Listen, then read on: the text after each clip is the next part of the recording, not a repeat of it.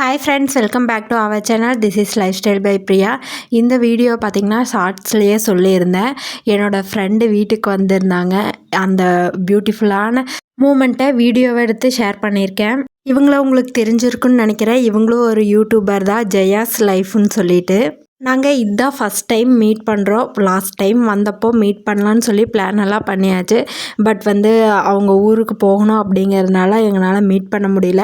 இந்த டைம் திடீர்னு முன்னத்த நாள் நைட் தான் கூப்பிட்டு நாங்கள் ஊருக்கு வரோம் அப்படின்னு சொல்லி 10 மணிக்கு நைட் கால் பண்ணியிருந்தாங்க. அப்போவே ஒரு ஹாப்பி ஆயிடுச்சு. இந்த டைம் எப்படியாவது மீட் பண்ணிடணுன்னு சொல்லிட்டு மீட் பண்ணிட்டோம். ஜெயா, அண்ணா, பாப்பா 3 பேருமே வந்திருந்தாங்க. ஒரு ஈவினிங் 5:30 அப்படிங்கும்போது தான் வந்திருந்தாங்க. அண்ணா கொஞ்சம் வேலை இருக்குது பொள்ளாச்சிக்குள்ளே அப்படின்னுங்காட்டி ஜெயாவையும் பாப்பாவையும் விட்டுட்டு அவங்க வெளியே போயிருந்தாங்க. நாங்கள் கொஞ்சம் நேரம் வீட்டில் இருந்துட்டு அப்படியே பார்க்கு சுற்றி பார்க்கலான்னு சொல்லி அவங்கள கூப்பிட்டு போயிருந்தேன். பார்க்லேயே போய் குழந்தைகளை கொஞ்சம் நேரம் விளையாட வச்சுட்டு இருந்தோம். இந்த ஒரு மூமெண்ட்டை நான் எப்படி சொல்கிறதுன்னு தெரியல. ஏன்னா நாங்கள் 10 வருஷம் 9 வருஷம் அந்த மாதிரி ஃப்ரெண்ட்ஸ் கிடையாது. ஒரு 6 மாத ஃப்ரெண்ட்ஸ் தான் சொல்லலாம். நாங்கள் பேசி பழகியே இப்போதைக்கு 6 மாதம்தான் ஆச்சு. யூடியூப் ஸ்டார்ட் பண்ணதுக்கப்புறம் தான் இவங்கள எனக்கு தெரிய வந்துச்சு. இவங்களும் யூடியூப்பில் வீடியோ அப்லோட் பண்ணிகிட்டு இருந்தாங்க. ஒரு நாள் பார்த்திங்கன்னா இவங்க ஊருக்கு வந்திருந்தப்போ ஒரு வீடியோ ஒன்று ஃபங்க்ஷன் போன வீடியோ அப்லோட் பண்ணியிருந்தாங்க. பார்க்குறக்கு நம்ம ஊர் சைடு மாதிரியே தெரிஞ்சு. சரி பேசலான்னு சொல்லி பேசியிருந்தா அப்போ தான் தெரிஞ்சு இவங்க பொள்ளாச்சி சைடு தான் அப்படின்னு சொல்லிட்டு. பேசுகிற ஃபஸ்ட் டைமே ரொம்பவே க்யூட்டாக பேசினாங்க.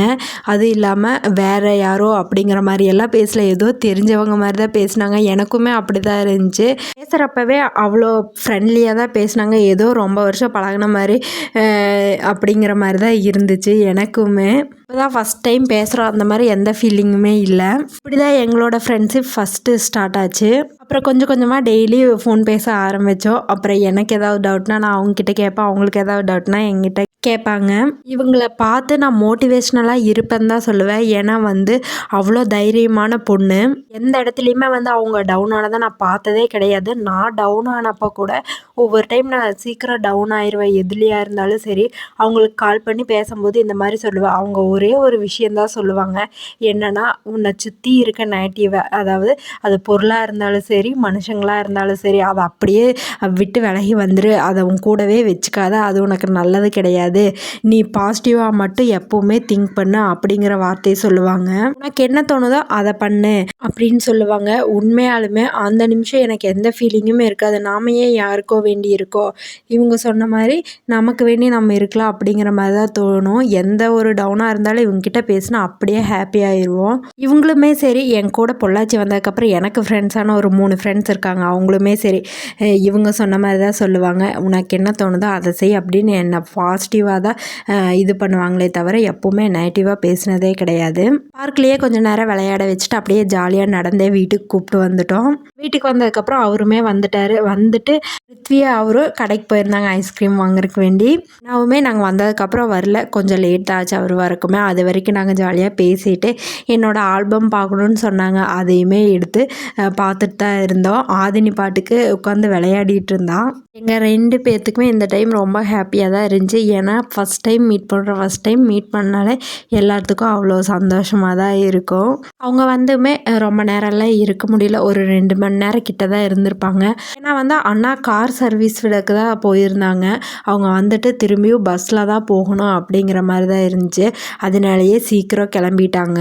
நான் சொன்னேன், இருந்து நைட்டு சாப்பிட்டெல்லாம் போகலாம் அப்படின்னு தான் சொன்னேன். ஆனால் முடியவே முடியாது, லேட் ஆயிடுச்சு. பஸ்ஸில் வேறு போகிறக்கே ஒரு 1/2 hour கிட்ட ஆயிரும் அப்படிங்கிற மாதிரி தான் சொன்னாங்க. சரி அடுத்த டைம் கண்டிப்பாக சாப்பிட்டு தான் போகணுன்னு சொன்னால் அவங்களும் கண்டிப்பாக எங்கேயாவது வெளியே போகிறதுக்கு பிளான் பண்ணலாம் அப்படிங்கிற மாதிரி தான் சொல்லியிருந்தாங்க.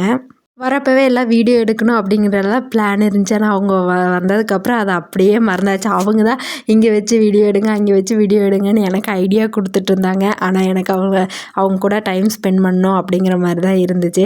அவங்களுமே ஃபோனை வீட்டில் மறந்து வச்சுட்டு வந்துட்டாங்க வர அவசரத்தில். அதனால் எந்த வீடியோவுமே அவ்வளோக்கு எடுக்க முடியல. அண்ணா அவங்கெல்லாம் வந்ததுக்கப்புறம் சுத்தமாக வீடியோவே எடுக்கலை, அவங்கள பார்த்துட்டு கவனிச்சிட்டு.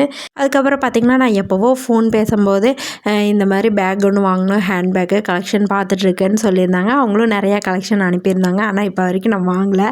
அவங்க அதை ஞாபகம் வச்சு எனக்கு ஒரு ஹேண்ட்பேக் வாங்கிட்டு வந்து கொடுத்தாங்க கிஃப்டாக. எனக்கு அவ்வளோ ஹாப்பியாக இருந்துச்சு. நம்மளுக்கு பிடிச்சவங்க நம்ம சொன்னதை ஞாபகம் வச்சு நம்மளுக்கு ஒரு பொருள் வாங்கிட்டு வந்து கொடுக்கும்போது அதோட சந்தோஷமே தனி தான். ஹேண்ட்பேக்குமே ரொம்ப நல்லா இருந்துச்சு. கண்டிப்பாக இதே லவ்வோட எங்கள் ஃப்ரெண்ட்ஷிப் கன்டினியூ ஆகும். அதுக்கப்புறம் பார்த்திங்கன்னா அண்ணா வந்ததுக்கப்புறம் காஃபியெல்லாம் குடிச்சிட்டு ஒரு 7:00 7:30ங்கும்போது கிளம்பிட்டாங்க. ஏன்டா போகிறாங்க அப்படிங்கிற மாதிரி தான் இருந்துச்சு. இன்னும் கொஞ்சம் நேரம் இருந்திருக்கலாம் அப்படிங்கிற மாதிரி தான் இருந்துச்சு. ஆனால் அவங்களுக்கு டைம் இல்லை, வீட்டுக்கு போகணும். சரி இன்னொரு டைம் மீட் பண்ணிக்கலாம் அப்படிங்கிற மாதிரி அவங்களும் பாய் சொல்லிட்டு கிளம்பிட்டாங்க. ஆனால் ஒன்று 2 குழந்தைங்களே வச்சுட்டு எங்களால் உட்காந்து பேசுகிறக்கே அவ்வளோக்கு டைம் இல்லை. பார்க்கில் போனால் அங்கே ஓடுறாங்க இங்கே ஓடுறாங்க. குழந்தைங்கன்னா அப்படி தானே இருக்குது செய்யும். அவ்வளோக்கும் பேசவும் முடியல. சிங்கில் பாத்திரம்லாம் அப்படியே இருந்துச்சு. அதையெல்லாம் தான் வாஷ் பண்ணி வச்சுருந்தேன். பாலுமே வந்துருச்சு. பாலையும் காய வச்சுட்டேன். நான் இந்த ஒர்க்கெல்லாம் முடிக்கும் போதே ஒரு 9:30 அப்படிங்கிற மாதிரி ஆயிடுச்சு. அதுக்கப்புறம் கொஞ்சமே வீடியோ நைட் போட வேண்டியது எடிட் பண்ண வேண்டியது இருந்துச்சு. அதுக்கப்புறம் தான் எடிட் பண்ணி அப்லோடும் பண்ணேன். ரித்தி பார்த்திங்கன்னா யாராவது வீட்டுக்கு புதுசாக வந்தால் கொஞ்சம் நேரம் ஆகும் அவங்க கூட போய் மிங்கிளாக இருக்கு. இன்றைக்கும் அந்த மாதிரி தான் இருந்தால் அண்ணா எவ்வளவோ வா மாமா கிட்டேன்னு சொல்லி கூப்பிட்டாங்க, போவே இல்லை. கடைசியில் போகும்போது அவரே தூக்குனார். அப்போவுமே அழுதா, அதனால கீழே இறக்கி விட்டார். எல்லா குழந்தைகளுமே அப்படி தானே. ஆதினியுமே பார்த்திங்கன்னா ஃபஸ்ட்டு வந்த ஒரு 5 மினிட்ஸ் எதுவுமே பேசலாம், அமைதியாக தான் இருந்தால். அதுக்கப்புறம் நான் போய் பேசங்காட்டி என்கிட்ட வந்துட்டார். ஆனால் அவர்கிட்ட பார்த்திங்கன்னா கடைசி வரைக்குமே போகலை. எல்லா குழந்தைகளுக்குமே இப்படி தான் இருக்குது. ஒரு 1/2 1 ஹவர் இருந்தால் தான் அவங்க கூட மிங்கிள் ஆவாங்க. ஆனால் இதை எங்கள் ஊர் சைடெல்லாம் நான் போனால் என்ன சொல்லுவாங்க, என்ன உன் குழந்தை இப்படி அழுதுகிட்டே இருக்குது, யாருக்கிட்டேயுமே வரமாட்டேங்குது அப்படின்னு சொல்லுவாங்க. ஆனால் நம்மளுக்கு தெரியும் இன்னும் ஒரு 1 ஹவர் 2 ஹவர் போனால் தான் அவங்க கூடயே இருந்தால் தான் அவன் மிங்கிள் ஆவான்னு அது நமக்கு மட்டும்தான் தெரியும். ஆனால் அதை அவங்களுக்கு எப்படி சொல்லி புரிய வைக்கிறதுன்னு தெரியாது. ஒவ்வொருத்தங்க இந்த மாதிரி தான் புரிஞ்சுட்டு எடுத்துக்குவாங்க. அதுக்கு நம்ம பொறுப்பாக முடியாது. நம்ம அவங்ககிட்ட சொல்லியும் புரிய வைக்க முடியாது. அவங்க என்ன சொல்கிறாங்களோ அதுதான் கரெக்டுங்கிற மாதிரி பேசுவாங்க. அதனால் அந்த டென்ஷனுக்குள்ளே நான் போக விரும்ப மாட்டேன். எப்போவுமே அழுகிறாளா பேசாமல் இந்த பக்கம் எடுத்துகிட்டு வந்துடுவா, அவ்வளோதான். அவங்களுக்கு அவங்க ஏஜ் சைடு இருக்க பசங்க பொண்ணு கூட தான் விளையாட தோணும். ஏன்னா பெரியவங்க அவ்வளோக்கு நம்ம போய் அவங்க கூட விளையாட மாட்டோம். இல்லை அவங்க ஏஜ் இருக்க பசங்க கூட பொண்ணு கூட ஓடி ஓடி விளையாடுவாங்க. ஒரு இடத்துல உட்கார மாட்டாங்க. இதெல்லாம் தான் அவங்களுக்கு பிடிக்கும். பாத்திரம் எல்லாம் கழுவி வச்சு முடித்ததுக்கப்புறம் அப்படியே கிச்சன் கவுண்டர் டாப்பையும் க்ளீன் பண்ணி விட்டுட்டேன். அப்போ தான் மார்னிங் எழுந்திரிச்சு சமைக்கிறதுக்கு நம்மளுக்கு ஈஸியாக இருக்கும், பீஸ்ஃபுல்லாகவும் இருக்குது. இல்லைனா அந்த டென்ஷனோடவே ஓடிட்டுருப்போம். இதோட இந்த வீடியோ முடியுது. இந்த வீடியோ உங்களுக்கு பிடிச்சிருக்குன்னு நான் நம்புகிறேன். உங்களுக்கு பிடிச்சிருந்தா மறக்காமல் லைக் பண்ணுங்கள்.